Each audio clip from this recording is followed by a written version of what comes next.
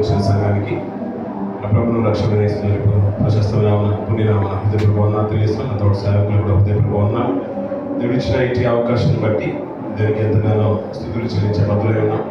మరి మరొక తరుణాన్ని మరొక దినాన్ని దేవుడు ఈ పరాయి దేశంలో ఉంటున్న మనకు ఆయన సన్నిధిని అనుభవించే గొప్ప అదృష్టాన్ని, ఒక విలువైన తరుణాన్ని మనకు కలిగించాడు. అందుబట్టి దేవుడికి ఘనత ప్రభావం కలుగాక. అంత సంతోషంగా ఉన్న కొన్ని మాటలు మరి సమయానుకూలంగా గతించిన కొన్ని దినాలు మనం ప్రారంభించినాం. మరి క్రిస్మస్ దినాల్లో మనం ప్రారంభించాం డిసెంబర్ నెలలో. మనం వచ్చే సంవత్సరం గతించిన సంవత్సరమే ప్రారంభించి అనుకుందాం మనం హృదయపూర్వకంగానే దాన్ని ఆ రీతిగానే కొనసాగిద్దాం. పిల్లలు పరిశుద్ధం నుంచి సంఖ్యాకాండం 14వ అధ్యాయం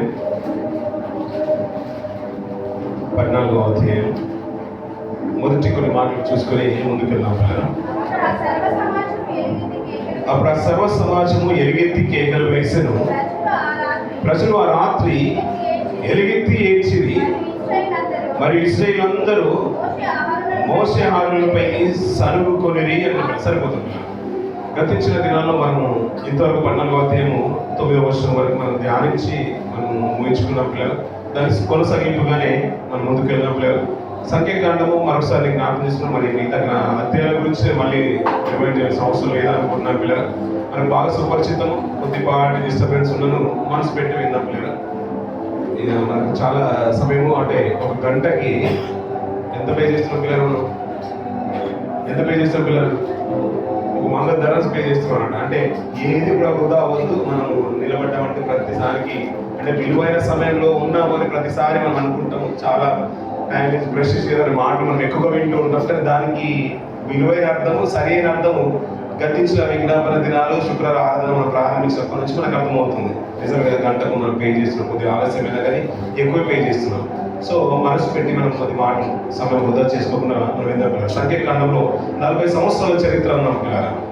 40 సంవత్సరాల చరిత్రలో మోషే గారు రచించిన గ్రంథంలో ఇదొక గ్రంథం. ఆ సంఖ్యను మాటికి సంఖ్య అంటేనే సంఖ్యాకాండం, అంటే కౌంట్ అనేది ప్రారంభమవుతుంది. ఇశ్రాయేలు సంఖ్య ప్రారంభమవుతుంది. అలాగే లేవీల సంఖ్య కూడా మనం బాగా సుపరిచితం. ఇశ్రాయేలు సంఖ్య ఎంత అంటే మనం ఎంత చెప్తాం పిల్లలు? లెక్కింపబడిన వారు కాల్బలము ఎంత? 6,03,550.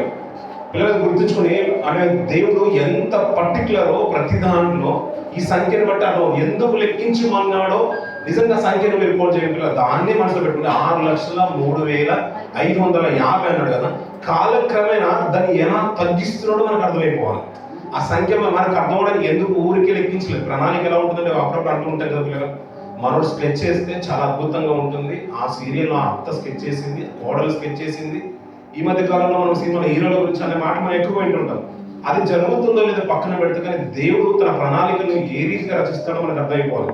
ఆశ్రషు కాలంలో మొర్దెకై విషయంలో హామాను తీసుకున్న నిర్ణయాలు ఎలా ఉన్నాయో దాన్ని దేవుడు ఏ రీతిగా చక్రం తిప్పడం మనకు అర్థమైపోవాలి. అందుకని కదా పిల్లలు, ప్రతిదీ కూడా దేవుడు ప్రణాళికలు ఎలా ఉన్నాయో మనకు అర్థమైపోతుంది. సంఖ్య 6,03,550 కాల్బలం ఎలాంటిదండి? 6 లక్షల జనాంగంలో ఇద్దరు వెళుతున్నారంటే నిజంగా ఊరికే రానిపోలేదు. అంత అన్యాయస్తుడు కాదు దేవుడు. ప్రతిదీ కూడా అంత ఉద్దేశపూర్వకంగా వారు తీసుకున్న నిర్ణయాలను బట్టి ఉగ్రత వారి మీదకి ఏ రీతి వచ్చిందో ప్రతిదీ క్షుణ్ణంగా మనకు అర్థమవుతుంది. నిజంగా కదా ప్రతిదీ కూడా అంట ఆ రోజంట వారు సరిగి సంహారకుని చేత నశించిరి అంటాడు పౌలు గారు.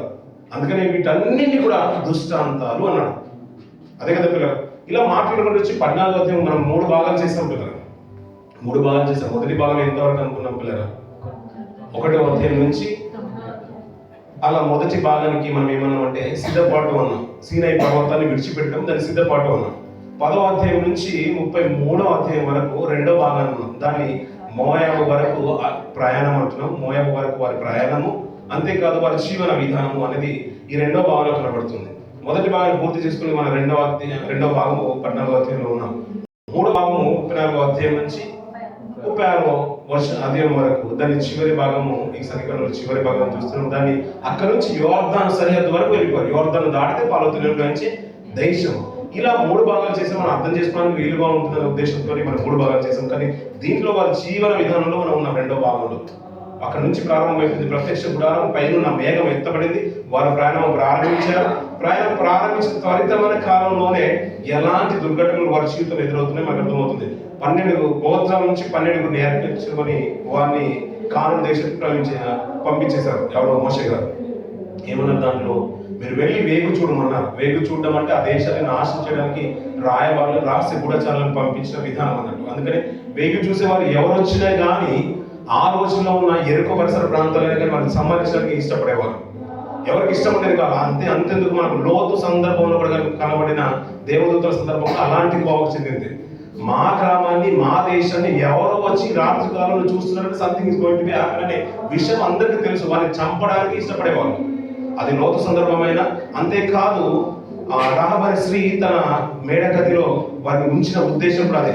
వారిని వాళ్ళు దాచినట్లయితే వారు చంపబడేవారు. అలాగే వీరు 12 మంది వెళ్ళారు. వారికి తెలియకుండా 12 మంది వారు వేగు చూడడానికి వెళ్ళారు. 40 దినాలు సంచరించి వచ్చారు. వచ్చిన వారిలో కొన్ని ఆధారాలు మంచిగా తీసుకొచ్చారు. అది పాలు తేనెలు ప్రవహించే దేశమే అన్నారు, శ్రేష్టమైన ఫలం ఇచ్చేది అన్నారు, భూమి మంచిది అన్నారు. అక్కడ ఉండేవారు కూడా ఉన్నత దేవుడు అన్నారు. వారికి చూసి భయపడి వీరు 10 మంది చెప్పిన సాక్ష్యము చాలా ఇశ్రాయేలు ప్రజల్ని కబలించేసింది. వారు గొప్పగా ఎలుగెత్తి ఏడ్చారంట, కేకలు పెట్టేశారు. ఏడ్చినప్పుడంట సర్వ సమాజం ఏడ్చి తిరిగి వారి ఆలోచన విధానం ఎలా అయిపోయిందంటే పాత జీవితాన్ని మళ్ళీ వెనుకకు జ్ఞాపకం చేసుకుంటున్నారు. అందుకని రక్షణలోకి వచ్చిన మనము కూడా అంట పాత దాన్ని గొప్పగా ఎంచొద్దు పిల్లలు. మనతో ఉన్నవాడు దేవుడు, మనం నడిపించేది దేవుడు. ఆయన మనకుంటే పాతది ఏది కూడా ఎన్నిక రానే రాదు. అందుకనే మనం ఇంకా వాక్యం గురించి మాట్లాడుతూ దేవుని మాటలు ఉందంట, ఈవెన్ పగడాల పేరు కూడా ఎత్తకూడదంట, అంత శ్రేష్టమైన అంటాడు. ఆయన ఉన్న స్థితి గొప్పది అనే విషయం మనకు అర్థం అవ్వాలి. వీరు వచ్చిన తర్వాత మళ్ళీ నువ్వు వెళ్ళిపోదాము, మాకు ఒక నాయకుడిని నియమించుకొని మేము తిరిగి ఐగుప్తుకు పోతేనే బాగుంటుంది, అక్కడైనా మేము ప్రాణాలతో దక్కించుకునేవారు, ప్రాణాలతో ఉండేవారు అనే ఒక ఆలోచన సెకండ్ థాట్ రక్షణకు వచ్చిన తర్వాత అప్పుడప్పుడు కూడా మనకు వచ్చిన శ్రమలను బట్టి, శోధనలు బట్టి కానీ మనం ఏమనుకున్నాం వెంటనే ఆ పాత జీవితం అయితే బాగుంటుంది, లోకంలో కూడా బాగుండేమో, ఇలాంటి శ్రమలు రాకుండా ఉండేవని అని మాట్లాడతాం. దానివల్ల నిజంగా పిల్లలు చాలా అనర్థాలు మన జీవితంలో ఎదురవుతాయి. పిల్లలు పెళ్ళైన తర్వాత నేను అయ్యో అనవసరంగా నేను ఈ భర్తను చేసుకున్నాను, వేరే భర్త అయితే బాగుంటుందని ఎలాగైతే అది ఎంతటి దుర్మార్గమైన మాటలో, వేరే స్త్రీ అయితే బాగుంటుండే, వాళ్ళ కుటుంబం నుంచి వచ్చి బాగుంటుంది, ఈ కుటుంబం నుంచి వచ్చే బాగుంటుంది, పాస్టర్ గారి కూతురు అయితే బాగుంటుంది, ఇంకా ఒక సంఘం వచ్చేది అనే అంటే చిన్నగా చిన్న అంటే ఆ మాట అయినా కానీ అది ఎంతటి నీచమైన మాటనో, దేవుళ్ళకి వచ్చిన తర్వాత ఆ పాత జీవితం బాగుందని కానీ పాలు తినే నుంచి దేశం వెళ్తున్నప్పుడు కూడా వీరు ఎవరితో మాట్లాడితే ప్రతి మాట అది ఎలా ఉందంటే డైరెక్ట్ గా దేవుడి దగ్గరికి వెళ్ళిపోతుంది.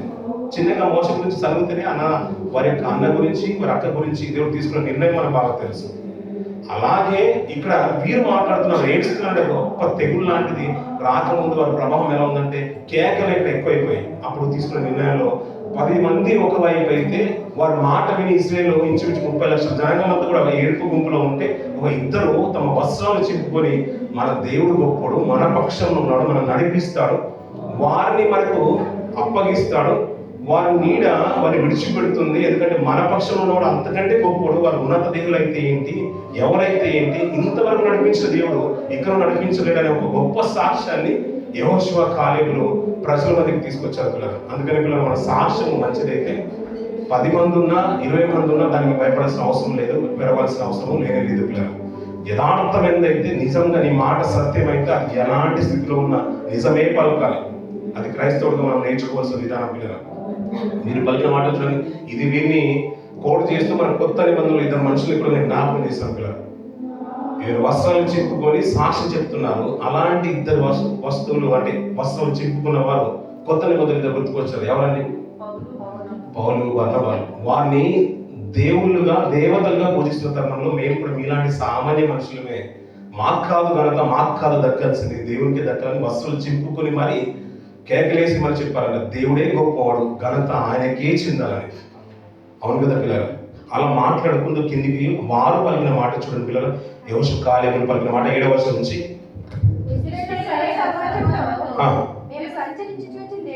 మేము సంచరించి చూసిన దేశము మిక్కిలి మంచి దేశము, యెహోవా మన యందు ఆనందించిన ఆ దేశంలో మనలను చేర్చి దానిని మనకిచ్చును, అది పాలు తేనెలు ప్రవహించు దేశము, మెట్టుకు మీరు ఆ మాట చూడండి పిల్లరా, ఎవరి మీద తిరగబడుతున్నారంట? యెహోవా మీద తిరగబడు. అందుకని పిల్లలు ప్రతి మాట, మన సంఘంలో ప్రతి మాట, మన సావాసంలో మాట, రక్షణకు వచ్చిన మాట ఎప్పుడంటే, అందుకే నేను ప్రతిసారి జ్ఞాపకం చేసిన మాట, ఒక ప్రాబబుల్స్ ఒక సెలెక్ట్ అయిన టీం కానీ, ఒక ఫుట్బాల్ టీం కానీ, ఆ క్రికెట్ టీం కానీ, ఇక్కడ నుంచి ఇండియన్ గవర్నమెంట్ పంపించిన, యుఏ గవర్నమెంట్ పంపించిన నేషనల్ టీంకి మనం ఆడుతున్నప్పుడు, నేషనల్ జట్టుగా ఆడుతున్నప్పుడు వాళ్ళు ఏ నిర్ణయం తీసుకున్నా అది దేనికి వ్యతిరేకం అవుతుందంటే దేశానికి వ్యతిరేకం అవుతుంది. అదే కదా, కంట్రీని రిప్రజెంట్ చేస్తున్నప్పుడు ఏది తీసుకున్నా, అనాలోచితంగా ఏ నిర్ణయం తీసుకున్నా, వారు ఇష్టం లేనట్టు ప్రవర్తించిన దేశం మీద తిరగబడుతున్నట్టు, దేశానికి వ్యతిరేకం అవుతున్నట్టుగా వారు నడిపించే బాధ్యత, ఇజ్రాయేల్ నడిపించే బాధ్యత దేవుడు తీసుకున్నాడు. వీరు వ్యతిరేకంగా నిలబడుతున్న ప్రతి మాట దేవునికి వ్యతిరేకం అవుతుంది. అదే మాట మాట్లాడుతూ ఆ దేశ భయపడకుడి, తిరగకుడి, భయపడకుడి, వారు మనకు ఆహారం అగుదురు, వారి నీడ వారి మీద నుండి తొలగిపోయాను, యెహోవా మనకు తోడై ఉన్నాడు, వారికి భయపడకుడి. సర్వ సమాజము వారిని రాళ్లతో కొట్టి చంపవలనగా సరిపోతుంది పిల్లలు. వాళ్ళ నిర్ణయం చూడండి పిల్లలు, అంటే వారి ఇద్దరిని రాళ్లతో కొట్టి చంపాలని కూడా తెగించేసింది సమాజం. ఎవరిని? యెహోషువ కాలంలో. అంటే వారు తీసుకున్న నిర్ణయం ఏంటి? వారు చెప్పిన సాక్ష్యం ఏంటి? ఏం చెప్పారని వాళ్ళు? అంటే నిజాన్ని తీసుకొచ్చారు సమాజంలోకి. అదే మాటను వీళ్ళిద్దరిని సందర్భం గుర్తుకొచ్చినప్పుడు మనకి ఇంకా రాళ్లతో కొట్టి చంపిన స్టెఫెను గుర్తుకు రావాలి. అబ్రాహాం గారి కాలం మొదలుకొని వాటన్నిటి కూడా కోట్ చేస్తూ ధర్మశాస్త్రంలో ఎత్తుబాట్లు, లోతుబాట్లు అన్ని కూడా చెప్తూ మన దావీదు వాళ్ళంటోడు ఇలాంటివన్నీ చెప్పాడు. అబ్రాహాం కుమారులను చెప్పుకుంటారు. ఇవన్నీ సాక్ష్యం చెప్పిన తర్వాత అలాంటి గొప్ప కుటుంబం నుంచి వచ్చాము, అంత సంతతి వారం అంటాం కదా, మీ స్థితి ఏంటి అనే మాటలు ఇచ్చిన తర్వాత ఆ ఇజ్రాయేల్ శాస్త్రులు, ప్రధానులు, యూదులందరూ కూడా హృదయంలో నొచ్చుకొని ఒక్కరు మారి రాళ్ళు రువి చంపాలని పండ్లు కొరికిరి అంటాడు. అలా రాళ్ళు రువి చంపినప్పుడు స్టెఫెను హతుడైన సాక్ష్యం మనకు బాగా తెలుసు. అలాంటి స్థితిలో నుంచి నిజాన్ని చెప్పుతున్నప్పుడు సమాజం ఓర్వలేక వీరిని రాళ్ళు రువి చంపాలనుకున్నాడు, రాళ్ళతో కొట్టి చంపాలనుకున్నాడు. అప్పుడు వెంటనే నిర్ణయించడానికి ప్రత్యక్ష గుడారం మీద ఏమైపోయిందంట? యెహోవా మహిమ కనిపించిందంట పిల్లలు. మనం అనుకుంటాం కదా పిల్లలు, వెంటనే మనం తీసుకున్నప్పుడు అప్పుడప్పుడు బండి యాక్సిడెంట్ అయిపోయింది అనుకోండి, మేజర్ యాక్సిడెంట్ అయిపోయిందండి, వెంటనే ఎయిర్ బ్యాగ్స్ ఓపెన్ అయిపోతుంటాయి. అంటే అది ఫ్రాక్షన్ ఆఫ్ సెకండ్స్ లోనే ఓపెన్ అవుతుంది. అంత కాల వ్యవధి కూడా ఉండదు. మన ప్రాణాలను రక్షించడానికి వెంటనే ఓపెన్ అయిపోతుంటాయి. వెంటనే దేవుని నిర్ణయాలు కూడా సంఖ్యాకాండం, మన నిర్గమకాండం మొదలుకొని బహుశా ఆది కాండంలో దేవుని నిర్ణయాలు కొద్దిగా తడవై ఉండొచ్చు, ఆలస్యమై ఉండొచ్చు. నిర్గమకాండం మొదలుకొని మనకు యెహోషువ గ్రంథం వరకు, తర్వాత న్యాయాధిపతుల కాలము ఇంచుమించు 7 సంవత్సరాలు, 40 సంవత్సరాలు, 30 సంవత్సరాలు దేవుని వాక్కు వారికి రాదు. అందుకని చాలా మంది వారు దోచుకుని వారి చేతి కిందికి బానిసలుగా వారికి దొంగిలింపబడుతూ ఉంటారు, మళ్ళీ చెరలోకి వెళ్ళిపోతూ ఉంటారు, బానిసలుగా వెళ్ళిపోతూ ఉంటారు. కానీ ఇక్కడ త్వరితంగానే నిర్ణయం జరుగుతుంది. వారి మీద రాళ్ళు రువి చంపాలనుకున్నారు. వెంటనే దేవుని మహిమ ప్రత్యక్ష గుడారం మీద నిలిచిపోయిందంట పిల్లలు. ఇలాంటి టైంలో దేవుడు ఏం చేయాలి పిల్లలు? అక్కడ తీసుకున్న నిర్ణయాలు పిల్లలు చాలా ఆశ్చర్యం అనిపించింది. యెహోవా, ఎన్నాళ్ళ వరకు ఈ ప్రజలు నన్ను అలక్ష్యం చేయుదురు, ఎన్నాళ్ళ వరకు నేను వారి మధ్యను చేసిన సూచక్రియలన్నిటిని చూసి నన్ను నమ్మక ఎందురు అంటూ పిల్లలు. మార్చుకునే పిల్లలు అంటే వారు తిరగబడింది మోషే పంపించిన 10 మంది మీదే కాదు, 12 మంది మీదే కాదు, అందులో ఇద్దరు నిజమైన సాక్ష్యం చెప్పిన వీరికి వ్యతిరేకంగా రాళ్ళు రువ్వాలని చేసిన క్రియే కాదు. వారు చంపాలనుకున్నది, వారు రాళ్ళు రువి కొట్టాలనుకున్నది తన ప్రజల్ని, దేవునికి వ్యతిరేకంగా నిలబడిన ఆ సమాజాన్ని. కానీ అల్టిమేట్ గా ఎవరిని మీదకి వస్తుందంటే దేవునికి వ్యతిరేకం అవుతున్నట్ట. దేవుడు తన ఉగ్రతను చూపించాలనుకున్నాడు. ఇంకా ఎన్నాళ్ళ వరకు నేను సహించాలనే మాట వారి ద్వారా వచ్చింది. చాలా సందర్భంలో పిల్లలు మనకు ఎక్కువగా తెలిసిన మాట ఆది కాండంలో వీరు ప్రజలు బాల్యం నుంచి వారి హృదయం చెడ్డది, నరుల యొక్క హృదయం చెడ్డది, వారి ఆలోచన అంతా కూడా చెడ్డది, వారిని నేను చేసినందుకు దేవుడు హృదయం నొచ్చుకున్నట్టుగా ఆడడానికి వచ్చినట్టుగా మనం చెప్తూ ఉంటాం కదా. అలా నొచ్చుకున్న సందర్భంలో ఆది కాలంలో చూస్తాం. తర్వాత త్వరితమైన కాలంలో నోహ కాలంలో సమరించిన కాలం మనకు బాగా తెలుసు. ఇంకా ముందుకు వస్తున్న కాలంలో ఎన్నో సందర్భాల్లో మోషే గారి కాలంలో ఇంచుమించు చాలా 4 దఫాలుగా వీరిని తీసేద్దామనే ఆలోచన దేవునికి వస్తూనే ఉంటుంది. సీనాయి పర్వతం మీద పైకి ఎక్కినప్పుడు వారు వెంటనే తీసుకున్న నిర్ణయమే కానీ ఇప్పుడున్న కానీ అంతకుముందు మన అధ్యాయంలో మనం చూస్తున్నాం. వారిని తీసివేయాలని ఆలోచన, అంటే కంప్లీట్ గా 30 లక్షల జనాంగాన్ని తీసివేయాలనుకున్న మోషే కుటుంబాన్ని బట్టి మళ్ళీ ఒక జనరేషన్ దేవుడు ప్రారంభించిన ఆలోచన వరకు వెళ్ళిపోతుందంటే నిజంగా తన ప్రజలందు దేవుడు లోపాలను ఎత్తుతాడనే విషయము మనకు అర్థమైపోవాలి. తన ప్రసంగమైన, తన జనాంగమైన, తన స్వాస్థమైన దేవునికి పరిశుద్ధతే అనుకూలం. అది ఒకవేళ మీరిందంటే అపరిశుద్ధమైన పరిస్థితుల్లో మనం ఎలా అయితే నిలబడలేమో దేవుడికి అసలు ఇష్టమే ఉండదనే విషయం మనకు అర్థమవుతుంది. వారు వ్యతిరేకించిన వెంటనే అంటున్న మాట, నేను సంహారం చేసి వారిని తీసివేయాలనుకున్నాడు. నేను వారికి స్వాస్థ్యం ఇయ్యక తెగులు చేత వారిని హతము చేసి ఈ జనము కంటే మహాబలం గల గొప్ప జనమును నీ వల్ల పుట్టించదని మోసతో చెప్తున్నాడు పిల్లలు. అందుకనే ఈ తర్వాత మాటలో మాట్లాడతాడు, దేవా నువ్వు ఎంత గొప్పడివి కదా, నీ బాహుబలం చేత నడిపించదని ఐగుప్తులో తెలుసు. వారు ఒక్క దెబ్బతో నీ ప్రజలను చంపిన ఎడల నీ గురించిన వార్త వారు తప్పుగా మాట్లాడుకుంటారేమో అని. అందుకనే రోమిల రాష్ట్ర పత్రికలు కానీ మోషే గారు మాట్లాడతారు చెప్పిన మాటను బట్టి. పౌలు గారు అంటారు, యెహోవా అంటే దేవునికి మనసెరిగిన వాడెవడు, ఆయనకు ఆలోచన చెప్పిన వాడు ఎవడు అనే మాట మాట్లాడుతున్నారు పిల్లలు. అందుకని మన ఆలోచనలన్నీ కూడా ఎలా ఉండాలంటే పిల్లలు, దేవుని లోతైన విషయాలు మనం ఆలోచించే స్థితిలోకి వెళ్ళిపోవాలి. అప్పుడప్పుడు అంటూ ఉంటాం కదా, ఎవరైనా పాస్టర్ ఒక మాట చెప్తున్నారు, ఒక వాక్యం చెప్తున్నారు, దీనికి అనుసంధానమైన మాట ఎక్కడ ఉందో మనం రెఫరెన్స్ వెంటనే తీసి పెట్టుకుంటాం, అంతే కదండి. ఇద్దరు రుణాస్తులు అన్నాం అనుకోండి, అలాగే సిరిగిని దేవుని మీరు దాసులుగా ఉండాలి అంటే మనం ఎక్కడికి వెళ్ళిపోతాం, కొత్త నిబంధనలు వెళ్ళిపోయి ఆ సందర్భాన్ని తీసి మనం ఓపెన్ చేసి పెట్టుకుంటాం. అలాగే దేవుని యొక్క ఆలోచనలు అంటే పిల్లల మనసు ఎరుగుతానంట, దేవుని మనసు ఎరుగుతానంట.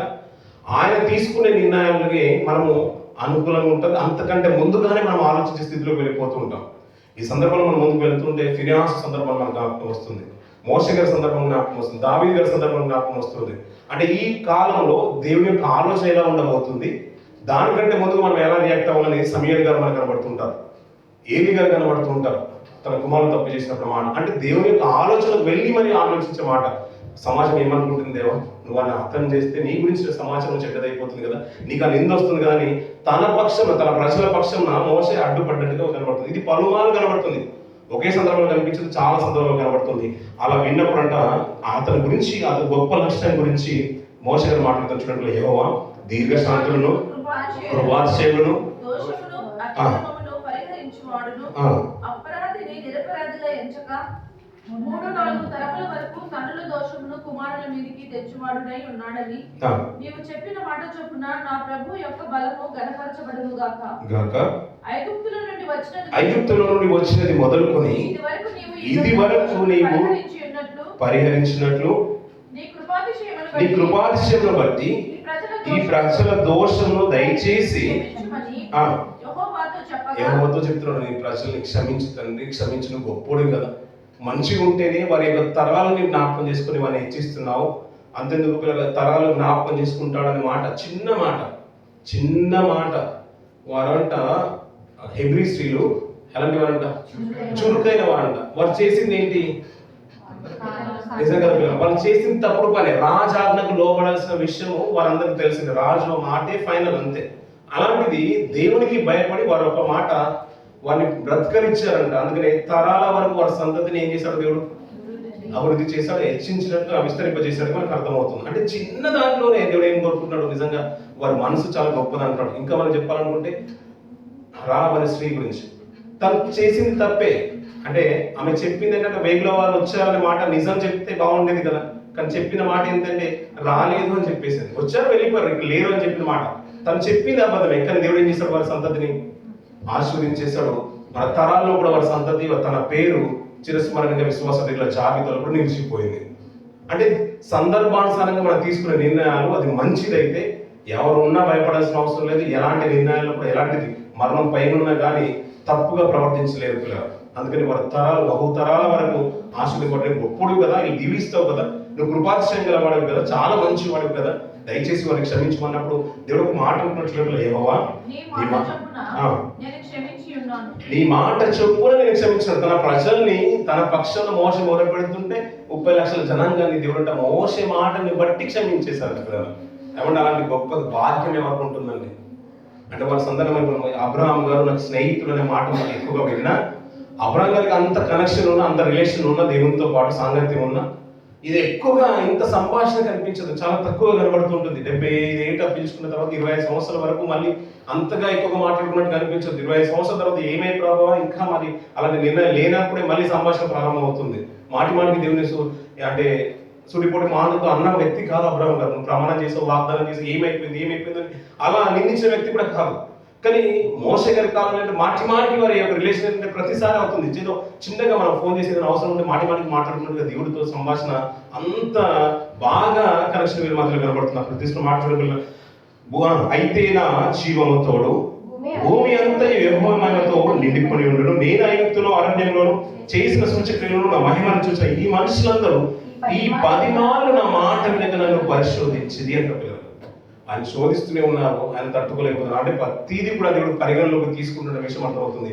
కానీ మంచి సమాచారం చేసిన వాడిని, చెడ్డ సమాచారం తీసుకొచ్చిన వాడిని దేవుడు వాడిని 2 విభాగాలుగా అంటే భాగాలుగా తీసుకుంటున్నాడు. తీసుకున్న నిర్ణయాలు ఒక మంచి మాట అంటాడు. చూడండి పిల్లలు, నన్ను అలక్ష్యం చేసిన వాళ్ళు ఎవరినో దాన్ని చూడరు, ఆ దేశంలో వారు చూడరు. నన్ను అలక్ష్యం చేసిన వాళ్ళు ఎవరినో దాన్ని చూడరు. నా సేవమైన కాలేబు మంచి మనసు కలిగి పూర్ణ మనసుతో నన్ను అనుసరించిన ఏదు చేత అతను పోయిన దేశంలో అతన్ని ప్రవేశపెట్టేదను. కానానీయులను ఆ లోయలో నివసించున్నారు. సరిపోతుంది పిల్లలు. ఇక్కడ మార్చిన పిల్లలు దేవుడు ఇప్పుడు ఏమంటున్నాడంటే మీరు వెళ్ళిపోండి అంటున్నాడు. ఇప్పుడు ప్రయాణం అయిపోమంటున్నాడు. కానీ మంచి మనసుతో నన్ను అనుసరించిన కాలేబు గురించి కానీ యెహోషువ గురించి కానీ వారిని నేను ప్రవేశపెడతాను, మిగతా వారిని నేను ఏం చేస్తానన్నాడు, విడిచిపెట్టిన ఆ దేశాన్ని చూడను అన్నారు. ఇలా అయిన తర్వాత మళ్ళీ వెంటనే అక్కడ జరుగుతున్న నిర్ణయాలు చూడండి పిల్లలు. యెహోవా మోషే ఆరంలోకి ఇలాగ సెలవిచ్చాడు, నాకు విరోధంగా సంభవించింది ఈ చెడ్డ సమాచారము నేను ఎంతవరకు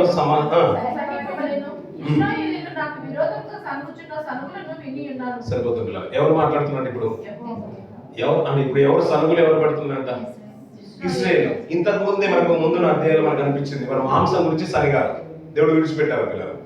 మాంసం తింటున్నప్పుడు అంట ఇంచుమించు 1 రోజుల వరకు తింటూనే ఉన్నారంట. ఆ వాసన వారి ఇంకా పనులలో ఉండగానే వారు దేవుడు ఏం చేశారంట, వారు సంహరించేసారు. చాలా మంది రాలిపోయి హతులైపోయారనే మాట మనకు సనుగులు దేవుని దగ్గరికి వెళ్ళిపోయారంట. అంతేకాదు మోషే గురించి మాట్లాడుతున్నాం. మిరియాము ఆహారం సరిగినప్పుడు కూడా మనకు తెలుసు. అంటే సర్వ సమాజంలో మోషే ఆహారంలో వారి కుటుంబం సరిగినప్పుడే మోషకి వ్యతిరేకంగా దేవుడు విడిచిపెట్టలేదు. ఇశ్రాయేలు సంగతి దాని దగ్గరికి విడిచిపెట్టకుండా ఉంటాడు. ఆ మ్యాటర్ అందరితో అయిపోయినట్టుగా మనకు అనిపించట్లేదు. అందరితో అయిపోయినట్టుగా మనకు అనిపించట్లేదు పిల్లలు. దేవుడు అంటున్నాడు, సరిగిన వారి సంగతులు నాకు వినబడ్డాయి, అందుకని నేను వారిని విడిచిపెట్టిన మాట మనకు అర్థమవుతుంది. నీవు వారితో యెహోవా వాక్కు ఎదురుగా నా జీవము తోడు వీరు నా చెవులు చెప్పిన నిశ్చయముగా వీళ్ళ చేసేదను, మీ శవములు ఈ అరణ్యంలోనే రానున్నట్టున్నట్లు. వారి శవాలంట అరణ్యంలో రాలిపోతాయంట. ఆ 6 లక్షల జనాంగంలో వారి గురించి మాట్లాడుతూ ప్రత్యేకంగా ఈ 10 మంది గురించి మాట్లాడేశాడు. వారి శవాల్ని అరణ్యంలో రాలిపోతాడు. ఎందుకు లెక్క అనే మాట, సంఖ్య అనే మాటని మాట్లాడినట్టు పిల్లల 6 లక్షల కౌంట్ ఏ రీతిగా దేవుడు తగ్గిస్తుంది ఇక్కడ అర్థమవుతుంది. చూడండి, మీ లెక్క మొత్తము చెప్పున మీలో లెక్కింపబడిన వారందరూ అనగా 20 ఏళ్ళు మొదలుకొని పైప్రాయం కలిగి నాకు విరోధంగా సరిగిన వారందరూ రాలిపోదురు అన్న పిల్లలు. అంతా 6 లక్షల కాల్బలం అన్నాం కదా పిల్లలు. అందరూ రాలిపోతారంట పిల్లలు, అందరూ రాలిపోతారు. ఇంకొక మాట నేను జ్ఞాపకం చేశాను పిల్లలు. ఈ 14వ అధ్యాయంలో వారు ఏమనంటే వాళ్ళు అంత ఉన్నత దేవుడు అంటున్నారు, గొప్పవారు అంటున్నారు కదా, మేము సమరింపబడతాం, మా పిల్లల్ని ఏం చేస్తారు, కొల్లబట్టుకొని అక్కడ తీసుకుని వెళ్ళిపోతారు అన్నాడు. ఆ మాట కూడా దేవుడు పట్టి కాదు, నోట్ చేసుకుని అండర్లైన్ చేసుకుని మాట్లాడు, మిమ్మల్ని అందరూ నేను ఈ అరణ్య మార్గంలో నేను సంహరించడమే కాకుండా మీ పిల్లలకి ఆ దేశాన్ని నేను స్వాస్థ్యాన్ని ఇస్తాను. మీ పిల్లల గురించి మీరు ఎప్పుడైతే తప్పుగా మాట్లాడేస్తారంటే మీ పిల్లల భవిష్యత్తు ఏదో మీ చేతిలో ఉందని మీరు మాట్లాడేస్తారు కదా, వారిని కొల్లగొట్టుకుని తీసుకుని వెళ్ళిపోతారు, బానిసలుగా వారిని చేసుకుంటారు అన్నారు కదా. మీ ప్రాణాలు నేను ఈ అరణ్యంలోనే తీస్తాను, మీ పిల్లలకు ఆ దేశాన్ని ఇస్తాను. నాకు చెడ్డ సమాచారం తీసుకొచ్చిన వారు, నాకు వ్యతిరేకంగా తిరిగిన వారు, వీరందరినీ నేను సంహరిస్తాను. వారు దేశాన్ని చూడరు, కానీ మీ పిల్లల గురించి అంటున్నారు కదా, వారికి నా స్వాస్థ్యాన్ని నేను వారికి స్వాస్థ్యంగా ఇస్తాను. దేవుని యొక్క స్వాస్థ్యాన్ని అంటే వారికి స్వాస్థ్యాన్ని ఇస్తారంట. ఆయన ఆలోచన చూడండి పిల్లలు. అందుకని పిల్లలు మనం ఎప్పుడు అనుకుంటాం కదా, దేవా నీ చిత్తమని మనం ప్రార్థించడం చాలా మంచిది పిల్లలు, అది క్షేమము యోగ్యమైంది కూడా. ఇంకా కిందికి కొన్ని మాటలు మాట్లాడుతూ పిల్లలు, అయితే 32వ వర్షం పిల్లలు, అయితే మీ శవములు ఈ అరణ్యంలో రాను, మీ శవములు ఈ అరణ్యంలో క్షయమగు వరకు మీ పిల్లలు సరిపోతుంది పిల్లలు. అక్కడ చూడండి పిల్లలు, 40 సంవత్సరాలు అంట, 40 దినాలు వేగు చూస్తారు. దానికి సాదృశ్యంగా 40 సంవత్సరాల దేవుడు వారికి నియమించిన శిక్ష లాంటిది పిల్లలు. 40 సంవత్సరాలు తిరుగుతారట. వారితో పాటు వారి పిల్లలు కూడా అందరూ కాలబలం అంతా కూడా 40 సంవత్సరాల అరణ్య మార్గంలోనే ఉన్నారు. ఈ 40 సంవత్సరాలు చేసుకున్న సంఘటనలు చాలా ఉన్నాయి పిల్లలు. ఎందుకని ఇక్కడ మాట్లాడుతూ ప్రతి ఒక్కరు చనిపోతారు. ఇంకా దీంట్లో ఎక్కువగా మనకు మాట్లాడిన మాట్లాడేదంటే వారు మాట్లాడిన నిర్ణయాలు తీసుకున్నాను, చెడ్డ సమాచారం తీసుకున్న వారిని నేను తీసేస్తానన్నాడు. మంచి సమాచారం తెచ్చిన ఏ రోజు కాలంలో వారిని స్వాస్థ్యంగా వారిని ఉంచుతానన్నాడు. మీ ప్రజలందరూ కూడా లెక్కకు 6 లక్షల కాలంలో శేషించిన వారు ఎవరిని కూడా నేను ఆ దేశాన్ని చూడనివ్వనన్నాడు.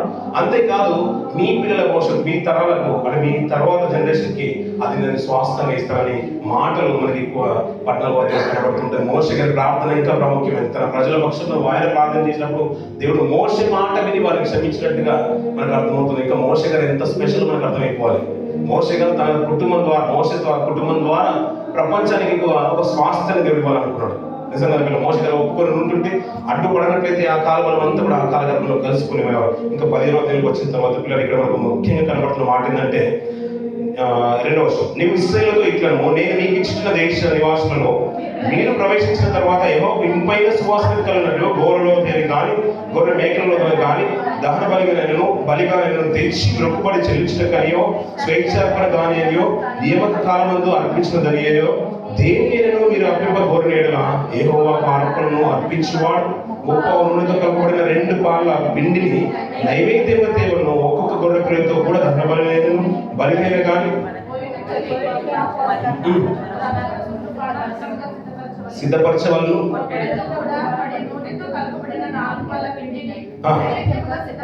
సిద్ధపరచవలను ప్రతి ద్రాక్షరసము పానార్పణ తేవలను ఇంపైన సువాసన. దీంట్లో 15వ అధ్యాయంలో ఒక బలి గురించి, నైవేద్యం గురించి ప్రత్యేకమైన ప్రస్తావన తీసుకొస్తున్నాడు. ఇంకా మాట్లాడుతుంది అది పరదేశికైనను అన్యుడికైనను ఇశ్రాయేలుకైనను ఒకటే వీధి అంటాడు. 15వ వచనం, సంగమునకు అనగా మీకును మీరు నివసించే పరదేశిని ఒకటే కట్టడ, అది మీ తరతరములకు నిత్యమైన కట్టడ, యెహోవా సన్నిధిని మీరు ఉన్నట్టే పరదేశీయులు ఉండవన్నట్టు పిల్లలు. సరిపోతున్నా ఇక్కడ నైవేద్యం గురించి మాట్లాడుతున్నారు. అది ఇంపైన సువాసన ఉంటుంది. ఒక వీధి అంటున్నాడు. కట్టడ గురించి మాట్లాడుతారు పిల్లలు. ఇంకా కొన్ని మాటలు మాట్లాడుతున్నారు. ఒకవేళ తప్పిదం చేస్తే, పొరపాటుగా తప్పిదం చేస్తే, నిజంగా ఒక మాట గుర్తుంచుకోండి పిల్లలు. ఎంతమంది అంత్యంలో ఒక మాట ప్రస్తావన తీసుకొచ్చేసాం. ఇశ్రాయేలు ఒకవేళ సమాజంలో స్త్రీలు పొరపాటు చేసినప్పుడంట అక్కడ శాప నీళ్ళని ప్రస్తావన తీసుకొచ్చేసారు. అలాగే ఇక్కడ ఒక ప్రస్తావన తీసుకొస్తుంది. ఏంటంటే అంటే అనాలోచితంగా పొరపాటుగా తప్పిదం చేస్తానంటే ప్రాయశ్చిత్తం కొరకు నైవేద్య భాగాలను తీసుకొచ్చారు. ఒకవేళ అంటే ఇంటెన్షనల్గా అంటే పర్పస్లీ మనం ఏదైనా ఒక తప్పు చేస్తారంటే కావాలని ఉద్దేశపూర్వకంగా తప్పు చేస్తానంట దేవుడు అంటే వారిని సంహరిస్తాడు, అక్కడ కొట్టివేయబడను అంటాడు సమాజంలో ఉండకుండా. అంటే ఇశ్రాయేలు సమాజంలో కూడా వారిని చంపే మాట మాట్లాడుతున్నాడు. అక్కడ ఉన్న అంటే ఉద్దేశపూర్వకంగా ఓవరాల్గా మన అల్టిమేట్గా మనకు అనిపించాల్సిన మాట ఏంటంటే ఇశ్రాయేలు సమాజంలో దేవుడు తప్పిదాన్ని కోరుకోవట్లేదు. ఎందుకంటే నా జనంగా నా స్వస్థం కాబట్టి వ్యభిచారమే కానీ, దొంగతనం కానీ, నరహత్య కానీ, నా గురించిన మాటలే కానీ, అన్యాయంగా నాకు విరోధంగా ఏది నిలబడదు. మీరు పరిశుద్ధులు అంటే నా పిల్లలు కూడా అంత అంటే నా పిల్లలు పరిశుద్ధులు కాబట్టి ఇంకా వచ్చే తరాలు కూడా ఆ రీతిగానే ముందుకు వెళ్ళాలి. నా తల్లిదండ్రులు ఏ రీతిగా ఉన్న పరిశుద్ధులు ఉన్నారో నేను అలాగే ఫాలో అవుతాను. తర్వాత తరాలు కూడా ఆ రీతిలో ఉండాలి. కాబట్టి తప్పు అనేది ఇశ్రాయేలు దేవుడు చూడదలుచుకోలేదు. అందుకని ఒక నియమాలు కట్టడాలు బహు కఠినంగానే నియమించేస్తాడు. అందుకని ఇశ్రాయేలుకైనా పరదేశికైనా ఒకటే కట్టడ. ఒకవేళ తప్పిదం చేస్తే మీ కొరకు ప్రాయశ్చిత్తం జరుగుతుంది. అది ఒకవేళ పొరపాటు జరుగుతుంది. మరి ఒకవేళ ఉద్దేశపూర్వకం చేస్తే మాత్రం అటు కొట్టివేయబడి అంటాడు. ఇక్కడ ఒక నిర్ణయం ఏంటంటే దోష శిక్ష కారకుడు అంటాడు. 32 నుంచి 36 వచనంలో చూసినట్లయితే ఒకడు అరణ్యంలో ఉన్నప్పుడంట విశ్రాంతి దినాన్ని అనాలోచితంగా తక్కువగా చూసేసారు పిల్లలు. విశ్రాంతి దినాన్ని తక్కువగా చూసారంట. మనం అంటే కదా పిల్లగా, మనం కూడా ఇజ్రాయేల్ మనం మాట్లాడుతూ ఆత్మీయంగా మనం ఇజ్రాయేల్ అనుకోవడంలో తప్పు లేదు. మీరు ఆత్మీయ కానాన్ యాత్రలో ఉన్నాము అని కూడా అంటాడు. ఆ కానాన్ పరలోక యాత్రలో మనం ఉన్నాం, అంతే కదా.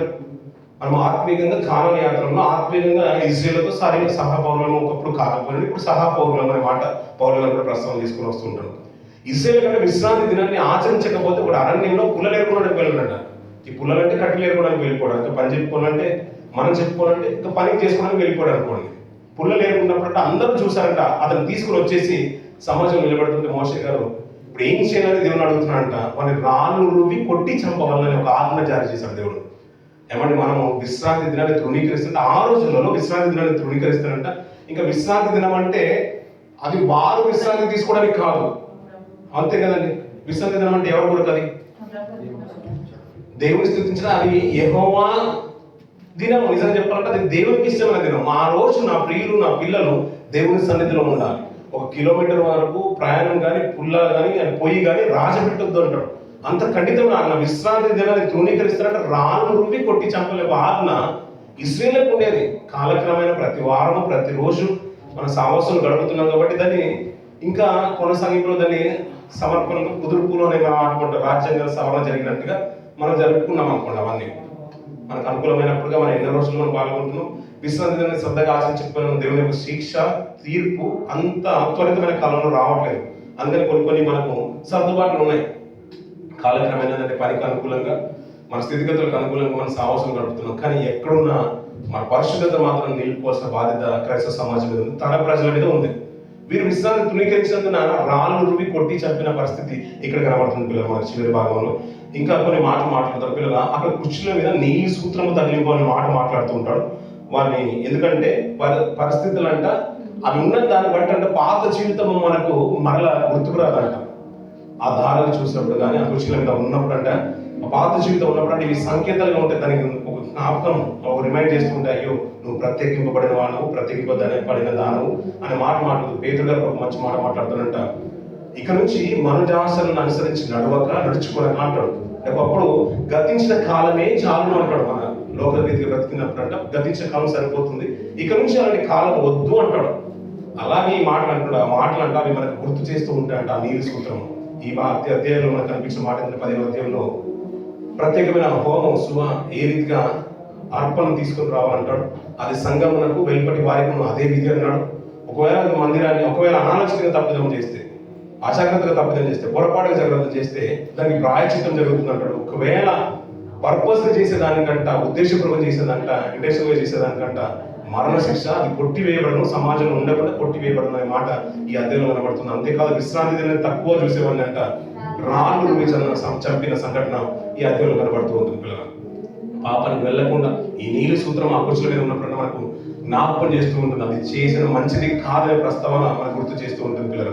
అందుకనే సావాసము, పరిశుద్ధమైన బల్ల, అలాగే బైబిల్, మనకు ఇంట్లో ఉండే ప్రార్థన గుడి, మన ద్వారబంధంతో ఉండే అక్షరాలు, మన వాల్ పేపర్ మీద ఉండే మన దేవుని మాటలు ప్రతిసారి మనకు జ్ఞాపకంలో ఉంటాయి.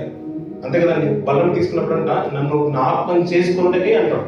అంటే ఇవన్నీ ఎందుకు ఉన్నాయంటే మనం లోకంలో కలిసిపోకుండా ఉండడానికి మనం హెచ్చరిస్తున్నాయి, మనం రిమైండ్ చేసిన బహుశా మీరు మర్చిపోతారు, మీరు మర్చేదరు అంటాడు. ఇంకా మాట్లాడుతుంటే ఇజ్రాయేల్ మర్చిపోతారు, నేను చనిపోయిన తర్వాత మీరు మర్చిపోతారు అనే మాట మోషే గారు కూడా మాట్లాడతారు. మీరు క్రొవ్విన వారే మీ మనసు క్రొవ్వినదై నన్ను మర్చిపోతారు, యెహోవాను మర్చిపోతారు, ఆయన చేసే కార్యాలను మీరు మర్చిపోతారు. అందుకని ఇవన్నీ జ్ఞాపకం ఉండడానికి ఈ ద్వారబంధకాలు కానీ ఆయన సంఘటనలు, ఈ పస్క బల్లే కానీ ఇవన్నీ జ్ఞాపకంలో ఉండడానికి ఆచరించుకోవాలి. ఎందుకంటే దేవుళ్ళు మనల్ని మనం నిలబెట్టుకోవడానికి ఆస్కారం ఉంటుంది. ఇంకా 10వ అధ్యాయం వచ్చిన తర్వాత పిల్లలు ఇక్కడ ఒక అనూహ్యమైన సంఘటన, ప్రపంచానికి ఒక పాఠాన్ని నేర్పించే సంఘటన ఇక్కడ కనబడుతుంది పిల్లలు. అక్కడ చూడండి, మొదటి మాట చూడండి పిల్లలు.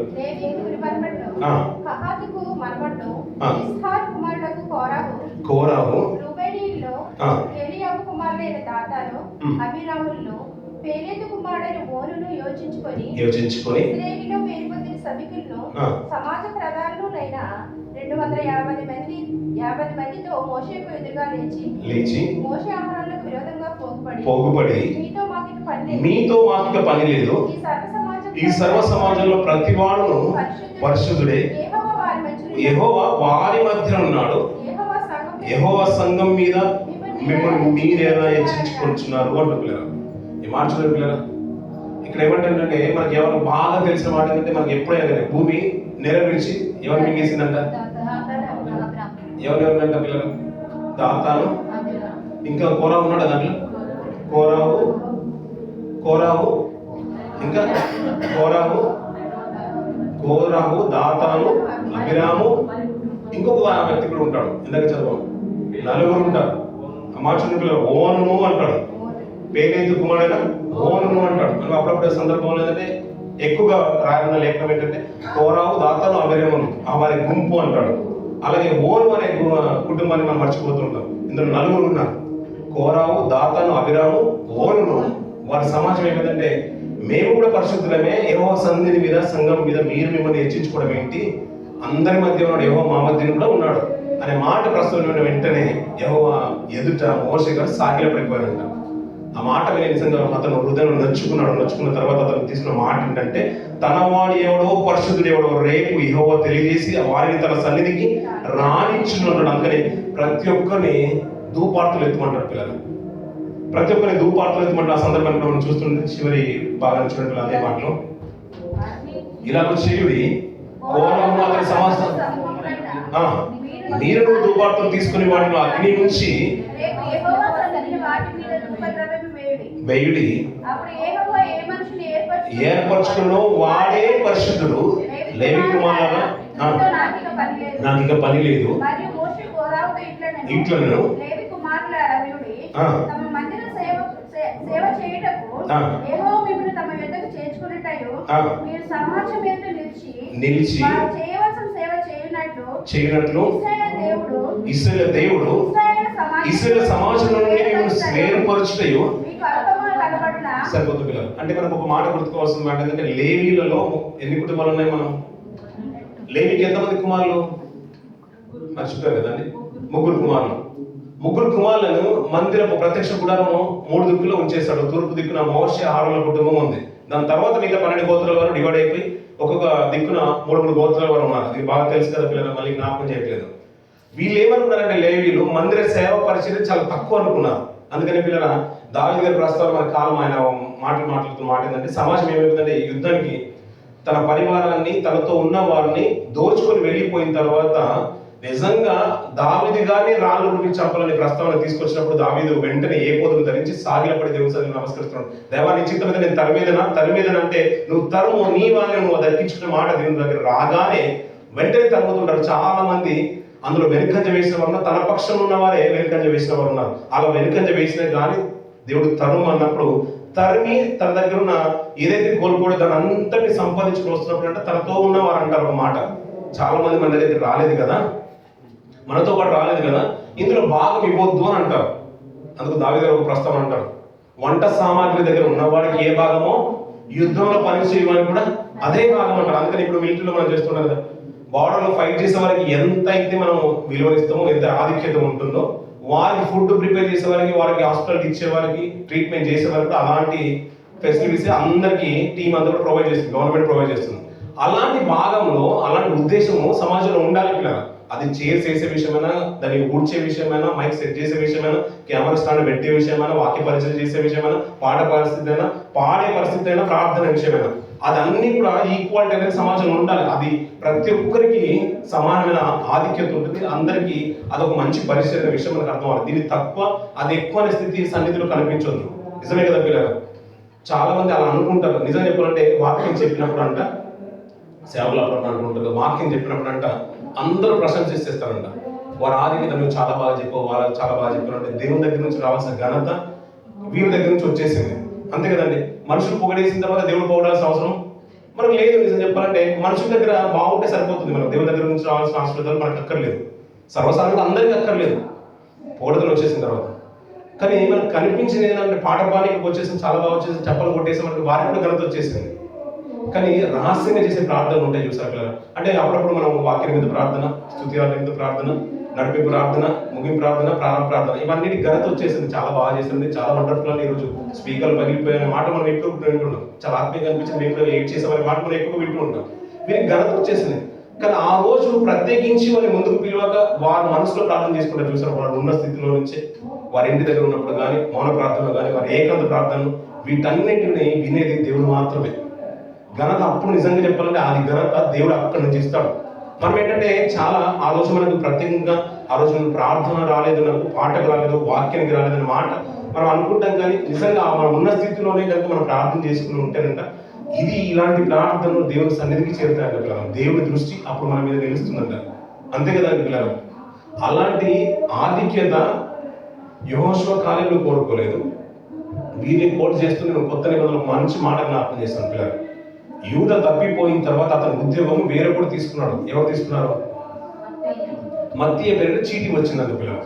కానీ అప్పుడు ప్రస్తావన ఏమన్నారంటే ఆయా యోహాను బాప్తిసం ఇచ్చే కాలం మొదలుకొని యేసుక్రీస్తు వాడు చనిపోయి తిరిగి లేచి పరలోకి ఎక్కిన దినం వరకు మనతో ఉన్నవాడు ఇవన్నీ చూసిన వాడు సాక్షిగా ఉండడం అవశ్యము అంటాడు.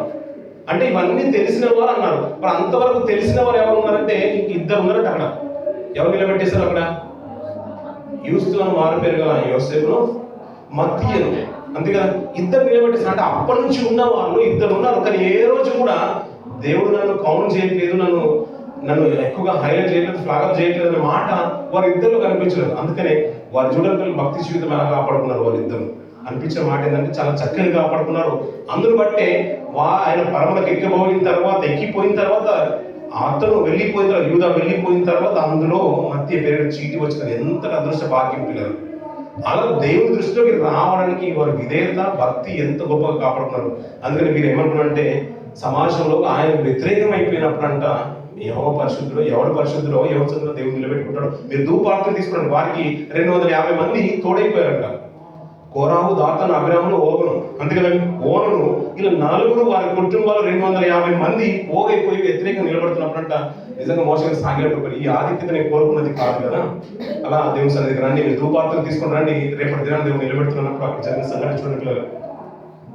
ఆయన ఒక మాట అన్నాడు, ఏమన్నాడంటే లేవి గోత్రంలో లేవిలన ఈ నీ గోత్రపు వారి నందని చేర్చుకోలేరు కదా అంటాడు. నిన్నును నీతో లేవిలన 10వ వచనం, ఆయన నిన్నును నీతో లేవిలన నీ గోత్రపు వారు అందరినీ చేర్చుకోలేను కదా అని పిల్లలు.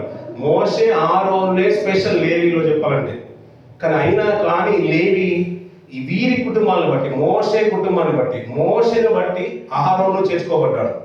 మిరియాముకు మంచి ఆధిక్యత వచ్చింది. మోషేని బట్టి తన ముందున చిన్నాన్న, పెద్దనాన్న వారి కుటుంబాలు, అంటే 3 గోత్రాలు. కహాతు కుటుంబం నుంచి వచ్చిన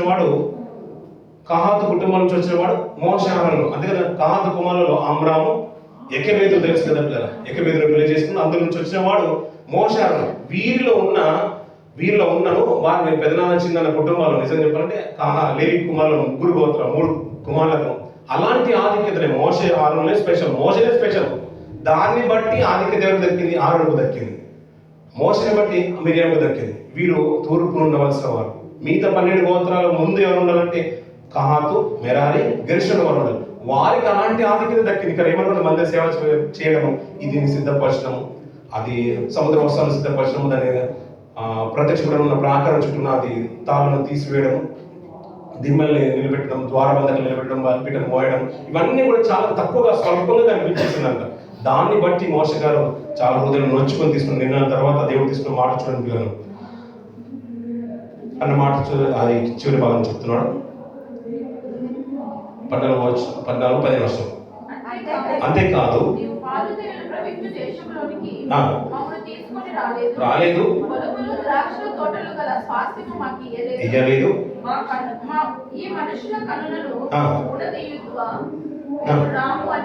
మేము రాము అనేది కోపించి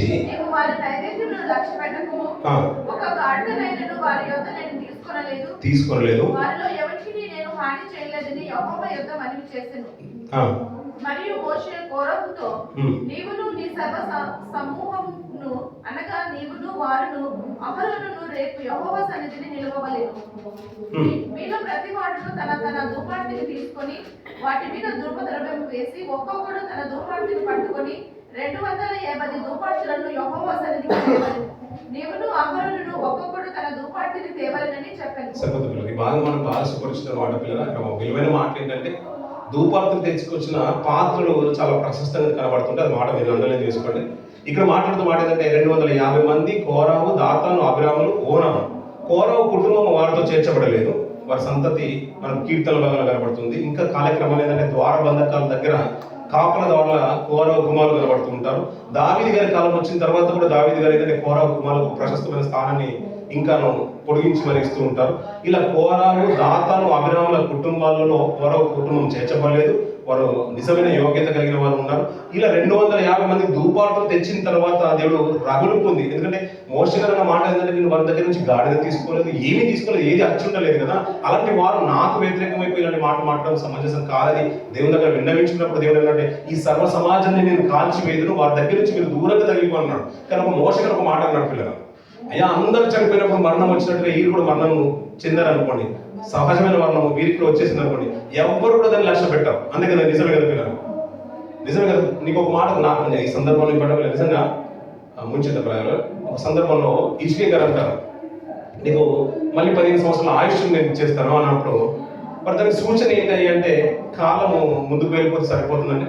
ముందుకు సర్వసాధారణంగా వెళ్ళిపోతుంది కదా, దానికి వెనుకకు వెళ్ళడం అనేది ఆశ్చర్యం. అంతే కదండి. ఇప్పుడు ఈ తర్వాత ఇప్పుడు 9:30 అవుతుంది, 10 ఆటోమేటిక్గా అవుతుంది, కానీ మళ్ళీ 9 అవ్వడం అనేది ఆశ్చర్యం కదా. అందుకని అంటాడు ఏం సూచన కావాలంటే ఒక సూచన ఏంటంటే అయ్యా 15 సంవత్సరాలు ఆయుష్ ఇచ్చాను అంటున్నాడు, దేవునికి ఎక్కిపోతున్నాడు. మనకు సూచన ఏంటంటే ఒక బాగా ఈ కాలం అంటే ఈ గడియలు వెనుకకు వెళ్ళును అంటాడు. తిరిగి వెళ్తే ఆశ్చర్యమే కదా పిల్లలు. అందుకని ఈయన కోరుకున్న విధానం కూడా ఏంటంటే సర్వసాధారణమైన మరణం వచ్చినట్లయితే నీకు వ్యతిరేకంగా తన సేవకు వ్యతిరేకంగా నిలబడిన సమాజం వీరని సహజమైన మరణం వచ్చిందని అందరూ అనుకుంటారు కదా. ఒక సహజమైన మనకు అక్కర్లేదు, ఒక ఆశ్చర్యం కావాలంటాడు. అందుకని వీరి సమాజం నుంచి వేరేకోమంటాడు. వారి కుటుంబాల నుంచి, వారి గుడాల నుంచి, వారి పాల నుంచి దూరంగా వెళ్ళిపోయినప్పుడు అంటే పిల్లల దాతాను, అభిరాము, కోరావు, ఓను వారి సమూహం 250 మంది ఆ సమూహానికి భూమి నెరవేర్చి వారి కుటుంబాలను మింగేసిందంట. అక్కడ ఓన్ అనే ప్రస్తావన మనకు తక్కువ కనబడుతుంది, కానీ వ్యతిరేకమైన వాళ్ళు వీరు అందరూ ఉన్నారు. వాళ్ళని నెరవేర్చి మింగేసింది. గొప్ప అయితే 30 వర్షం చూడగలరా. అయితే యెహోవా గొప్ప వింత పుట్టించడం వలన ప్రాణములతోనే పాత్రలో కూలినట్లు భూమి తన నోరు తెరిచి వారిని వారికి కలిగిన సమస్తమును మింగివేసిన ఎడల వారు యెహోవాను అలక్ష్యము చేసిరని మీకు తెలియననెను. అతడు ఆ మాటలన్నీ చెప్పి చాలించగానే వారి క్రింది నేల నెరవేర్చెను. సరిపోతుంది పిల్లలు. నిజంగా ఆ సంఘటన ఇజ్రాయెల్ సమాజం అంతటా ప్రాముఖ్యత పిల్లలు అందరూ భయంతో ఉంచుకున్నారు. దాతను, అభిరాములు, కోరవ కుటుంబాలను, వారి యొక్క సమూహాన్ని అందరూ నెరవేర్చి భూమి అంతవరకు భూకంపాలు వచ్చిన సంఘటన అంతవరకు వారు చవి చూడలేదు. ఇజ్రాయెల్కి తెలియదు కూడా. అలాంటి సంఘటన మరి ఒక సంఘటన వారి సమాజంలో పొందుకుంటున్నారు. అది చూడగానే ప్రజలు భయం కొట్టింది. తర్వాత భూమి వారిని మింగివేసారు, వారి సమాజంలో ఉండకుండా నశించింది. వారి చుట్టూ ఉన్న ఇజ్రాయెల్ అందరూ వారి ఘోష విని భూమి మనల్ని మింగివేనేమో అనుకొని పారిపోయి ప్రజలు. వారు పారిపోయినప్పుడు యెహోవా యుద్ధ నుండి అగ్ని బయలుదేరి ధూపార్తము తెచ్చిన ఆ 250 మందిని కాల్చి వేసాను పిల్లలు. అంటే భూమి నెరవేర్చిన దాంట్లో ఎవరెవరు లేరు ఇప్పుడు? అంటే కొరవ కుమారులు లేరు అనుకోండి. కానీ ఒక మాట ఏంటంటే 250 మంది కూడా దాంట్లో లేరు. వ్యతిరేకంగా నిలబడింది ఎవరంటే కోరవు, దాతాను, అభిరాము, ఓను వారిని నెరవేర్చి మింగివేసింది. కానీ తెగులు అంటే యెహోవా అగ్ని అంట అతని సన్నిధి నుంచి బయలుదేరి ఆ 200 మందిని ధూపార్తులు తెచ్చిన వారిని అంట కాల్చి వేసినట్టు పిల్లలు. ఆ ధూపార్తులు తెచ్చినప్పుడు అంటే కాల్చి వేసినప్పుడు ఆ ధూపాలు తీసుకొచ్చినారు. ఆ పాత్రల్ని ప్రత్యేకంగా బలిపీఠం మీద ఉన్న కప్పుగా అవన్నీ అన్ని కూడా చేసి తర్వాత రోజులలో దాన్ని కప్పుగా తీసుకుంటారు. ఈ సంఘటన మనకు 10వ అధ్యాయంలో మనకు ఎక్కువగా కనబడుతుంది. అలాగే 41వ వచనంలో చూడండి, మరునాడు ఇశ్రాయేలు సర్వ సమాజము మోషే ఆజ్ఞలకు విరోధంగా సన్నుచు సమాజం మోషే ఆవరణకు విరోధంగా కూడెను. వారి ప్రత్యక్షం గుడారం వైపు తిరిగి చూడగా ఆ మేఘము దాన్ని కమ్మెను. సరిపోతుంది పిల్లలు. మళ్ళీ చూడండి పిల్లలు, నిర్ణయాలు దేవుని అంటే ఇట్టే జరుగుతున్నాయంటే దేవుని యొక్క ప్రభావం సమాజం మీద ఎంతగా ఉంది. చూడండి పిల్లలు, వారు ప్రార్థించినప్పుడు దేవుడు వింటున్నాడు, వ్యతిరేకమైనప్పుడు దేవుడు వింటున్నాడు. ఇలా ఆయన ఉండగా నిజంగా యోషు కాలం మాట చూడండి, దేవుడు మన పక్షంలో ఉన్నాడు, మీరు భయపడకండి. వారిని మనకు ఆహారంగా చేస్తాడు దేవుడు. మనము అంటే దేవునిలో ఉన్నట్లయితే మన ఏదో దేవుడు సంతోషించినట్లయితే ఆ దేశాన్ని మనకు స్వాస్థ్యంగా ఇస్తాడన్నాడు. నిజమే కదా పిల్లలు. దేవుడిని నమ్ముకున్న బిడ్డలు నమ్మకంగా ఉంటే వారికి కావాల్సింది ఏందో దేవుడు చూసుకుంటాడు. అంతే కదండి. తల్లిదండ్రులు అంట పిల్లలు నమ్మకంగా పిల్లల దగ్గర ఉంటే, చెప్పిన మాట వింటూ ఉంటే వారు అన్నింటిలో బాగుంటారంటే తల్లిదండ్రులు అడగక ముందే అన్ని చేస్తారంట. నిజమేనండి పిల్లలు? ఈ వారం చికెన్ కావాలని, మటన్ కావాలని, వారికి టాయ్స్ కావాలని, బుక్స్ కావాలని, డ్రెస్ కావాలని తల్లిదండ్రులు ముందే ఆలోచిస్తారా? ఏమన్నా ఆలోచిస్తారా మీరు? ఆలోచించారు కదా మీరు. ఖర్చు అయిపోతుందని అనుకుంటారు. ఏమండి, తల్లిదండ్రులకి ఇంతటి మంచి మనసు తల్లిదండ్రులకు ఉంటే దేవుడికి ఉండదండి. ఏమంటే అది ఇచ్చే దేశం మామూలు దేశం కాదు పిల్లలు. నేను చెప్తున్నాను కదా, గతించిన రోజులు కూడా అన్నాను కదా, దాని గురించి స్టడీ చేస్తుంటే డాక్యుమెంట్ ఎలాగైనా కంప్లీట్ చేయాలని ఉద్దేశంతో ఎప్పుడో 4 సంవత్సరాల క్రితం 6 సంవత్సరాల క్రితం ప్రత్యక్ష గుడారం నుంచి మాటలు వింటూ ఉంటే ఆశ్చర్యం అనిపించింది. చిన్న ప్లేస్ పిల్లలు, దాని గురించి మనం ఫోన్ కన్వర్సేషన్ కూడా మాట్లాడినప్పుడు ఆశ్చర్యం అనిపించింది. ఇంత ప్లేస్ లోపల అంత సమృద్ధి ఉంటుందంట పిల్లలు. అంటే మనకు అప్పుడు నుండి చూసే పిల్లలు మటన్ కంటే కూడా కొన్ని పప్పు వేసుకొని మీద నెయ్యి వేసుకొని తింటే ఎంత తృప్తి ఉంటుందో, వారి కంటే పిల్లల స్వాస్థ్యం చిన్నదైనా. ఇప్పుడు పాలస్తీన్లో గాజా వారికి, ఇజ్రాయెల్ వారికి దాడి ఏంటి పిల్లల? ఈ భూభాగం మాది అని వారు వీళ్ళని మేము, అదే చిన్న భూభాగంలో ఫైట్ జరుగుతుంది నేటికి ముస్లింల కాలం. వారు వెళ్ళిపోయిన తర్వాత కొత్త నిబంధనల కాలం తర్వాత టైటస్ కాలంలో వీరందరూ గొప్ప హింస జరిగిన తర్వాత యూదులందరూ చెదిరిపోతారు. వారు ఎరుసలేమును విడిచిపెట్టి వెళ్ళిపోతారు. కొంతకాలానికి ఇంచుమించు 1918, 1920 మధ్యలో ముస్లిం లీగ్ అంతా కూడా దాన్ని ఆక్రమించుకుంటారు. ఆక్రమించుకున్న తర్వాత మళ్ళీ 1947 కంటే ముందు మళ్ళీ తిరిగి వస్తారు ఈ యూదులు. అలా వచ్చినప్పుడు ఇది మా దేశం అన్నాడు, వీళ్ళేమో మా దేశం అన్నారు. ఎందుకంటే అక్కడ ఉన్న సమృద్ధి అంత ఇంత కాదు, తృప్తి అనేది ఉంటుంది అక్కడ. చిన్న భూభాగమైన కానీ దాంట్లో లోటు అనేది ఉంటుంది అంట పిల్లలు. అంతటి శ్రేష్టమైన దేవుడు ఆ భూభాగాన్ని ఇస్తూ ఉంటే వీరు ఏంటంటే ఎలాంటి ఆలోచన మాంసం గుర్తుకొచ్చింది, మాకు కీరగాయలు గుర్తుకొచ్చాయి, మాకు మాంసం ఉంటే బాగుంటుంది, అది మంచిది కాదు, మేము వ్యతిరేకంగా వెళ్ళిపోతాము. ఇప్పుడు వెళ్ళిపోవాలంటే మళ్ళీ సముద్రం దాటాలి కదండి, మళ్ళీ వెళ్ళిపోవాలంటే మళ్ళీ సముద్రం దాటాలి కదా. మరి ఇప్పుడు ఈదుకుంటూ వెళ్ళడానికి అది సముద్రం నది కాదు కదా. ఇవన్నీ నిర్ణయాలు ఆలోచించకుండా ఒక నాయకుడు నిలబెట్టుకుని తిరిగి వెళ్ళిపోవాలని ఆలోచన వారు ఆత్మీయ స్థితిలో కలిగిందంటే అది దుర్మార్గమైన ఆలోచన కాదు పిల్లలు. అందుకని ఆ 6 లక్షల జనాంగంలో కాల్వలను మొత్తాన్ని సభలో నాశనం చేశారు, ఇద్దరిని మాత్రం నిలబెట్టేశారు. వారి పిల్లలకి తరాలు ఇవ్వబోతున్నాడు. అందులో సంఘానికి వ్యతిరేకంగా నిలబడిన వారిని కూడా దాతను అభిరాము కోరాము ఓను కుటుంబాన్ని భూమి నెరవేర్చి మింగేసింది. ఆ 250 మంది దూపార్లు తెచ్చిన వారిని కూడా అగ్ని కాల్చి వేసింది. మళ్ళీ ప్రజల్లో వెంటనే సనుడు ప్రారంభం అయిపోయిందంట. వెంటనే సనుడు ప్రారంభం. ఇది జరిగి ఇంచుమించు ఒక 2 రోజులు అయి ఉంటుందో లేదో, కాలం సూచించట్లేదు, కానీ వెంటనే మళ్ళీ సనుడు ప్రారంభిస్తారు. వెంటనే దేవుడు అనుకున్న మాట ఏంటంటే మళ్ళీ వారిని ఆశించాలనుకున్నాడు. అగ్ని అక్కడ నుంచి ఒక మూల నుంచి బయలుదేరి ప్రారంభం అయిపోయింది. వారిని దయించుకుంటూ వస్తుంది. ఇంచుమించు 14,700 మందిని అనుకుంటా, ఆల్మోస్ట్ 14,750 మందిని అంటున్నారు. చివరి వర్షం తిరుగుబాటు చేసిన చనిపోయిన వారు కాక 14,750 మంది 700 మంది ఆ తెగులు చేత చచ్చేది అంటున్నారు. అగ్ని తరుముకుంటూ వస్తుంది. వెంటనే మోషన్ అంటారు, ఆ ధూపార్తి బలిపీఠం దగ్గరికి వెళ్ళి నిప్పులు తీసుకుని వచ్చేసి ఆ సమాజానికి అగ్నికి మధ్యలో నిలబడుతుంటే అప్పుడు ఆ తెగులు ఆగుతుంది పిల్లలు. అంటే దేవుని నిర్ణయాన్ని చూడాలి పిల్లలు. అందుకని పిల్లలు లోకంలో ఉన్నప్పుడు ఏ బాధ లేదు పిల్లలు. లోకాన్ని విడిచిపెట్టి వచ్చి దైవంలో కలిసిన తర్వాత అప్పుడే సమస్య ప్రారంభమవుతుంది. మన రక్షణ తీసుకున్న తర్వాత అంటాం కదా, మీరు బాగుంటారంటే బాగుంటాం, ఆత్మీయంగా మనం అన్ని విధాలుగా బాగుంటాం పిల్లలు. లోకంలో లేని కష్టాలన్నీ కూడా మనకే వస్తూ ఉంటాయి. ఎందుకంటే దేవుడు శోధిస్తూ ఉంటాడు, పరిశోధిస్తూ ఉంటాడు. అపవాది శోధించిన, దేవుడు పరీక్షించిన మన స్థితిగతులు సరైన రీతిలో ఉంటే దేవుడు అన్ని విధాలుగా హెచ్చిస్తాడు, హెచ్చరిస్తూ ఉంటాడు, గద్దిస్తుంటాడు. ఒకవేళ దీంట్లో మనం నిలదొక్కున్నట్లయితే ఆ ఉన్నత రాశిని మనకి ఇవ్వాలని ఆశ కలిగి ఉన్నాడు పిల్లలు. అంతే యోగ్యులైన వారు కావాలి పిల్లలు. అందుకని కంపెనీ షార్ట్ లిస్ట్ చేసినప్పుడు ఇంటర్వ్యూస్ కానీ అన్ని విధాలుగా మనం అనుకున్నప్పుడు పిల్లలు అన్ని బాగున్నప్పుడు ఏమనుకుంటాం, మనం షార్ట్ లిస్ట్ చేసినప్పుడు మనకి యోగ్యులైన వారే కావాలనుకుంటాం. అంతే కదా, యోగ్యులైన వారిని కంపెనీ ఎలాగైతే కావాల్సిన వాళ్ళని తీసుకుంటుందో దేవుడు కూడా ఆ నిత్యత్వాన్ని కైవసం చేసుకోవడానికి మనకు ప్రార్థన పరులు కావాలి, నీతిమంతులు కావాలి, పరిశుద్ధ పరులు కావాలి, వాక్యం చెప్పేవారు, ఇవన్నీ ఉన్నవారే కావాలి. వారి ఆత్మీయతలో దేంట్లో బాగుంటారో తెలియదు, వారు ఏ విషయంలో బాగుంటారో తెలియదు, కానీ బాగున్న స్థితిని బట్టి వారికి బహుమానాలు ఇచ్చి దేవుడు సత్కరించాలనుకున్నాడు, కిరీటాన్ని ఇవ్వాలనుకున్నాడు. అందుకని యోగ్యులే కావాలి. తన వారినంతా తన సమాజంలో దేవుడు లోపాలను ఎత్తి చూపుతున్నాడు పిల్లలు, తన వారైనా కూడా. అందుకని మన స్థితిగతులు ఏ రీతిగా ఉన్నాయో దేవునికి బాగా తెలుసు పిల్లలు. అందుకని మన ప్రార్థన పూర్వకంగా అన్ని విధాలు సిద్ధపడదాం పిల్లలు. సరువులు వెంటనే దేవుని తెగులు తరుముకుంటూ వచ్చేసింది. చాలా మంది నేరాలిపోతున్నారు పిల్లలు. అందుకని ఆ కౌంట్ 6 లక్షల నుంచి తరుగుతూ వస్తుంది. ఈ చివరికి వచ్చేసరికి వెళ్ళి యోర్దన్ దాటకంటే ముందు 2 మిగిలిపోతున్నారు కదా. అందుకనే ఈ విలువైన మాటలు మోసం గారు మన అందరికి రాయించిన మాట, దేవుడు మనకు రాయించిన మాట ఏంటంటే దుష్టాంతాలుగానే ఉన్నాయంట. నిజమే కదా పిల్లలు. దాన్ని బట్టి ఒక పాఠాన్ని నేర్చుకున్నాం. పరిశుద్ధతను కలిగి బ్రతకడానికి మనం సిద్ధపడదాం. సనువుల కంటే కూడా ప్రార్థన జీవితము, భక్తి జీవితము, సాక్ష్య జీవితము చాలా ప్రాముఖ్యం. దాన్ని అలవర్చుకున్నందుకు మనం సిద్ధపడదాం. ఇంకొద్ది మాటలు దేవుడి ఆశ్రయించిన గాక.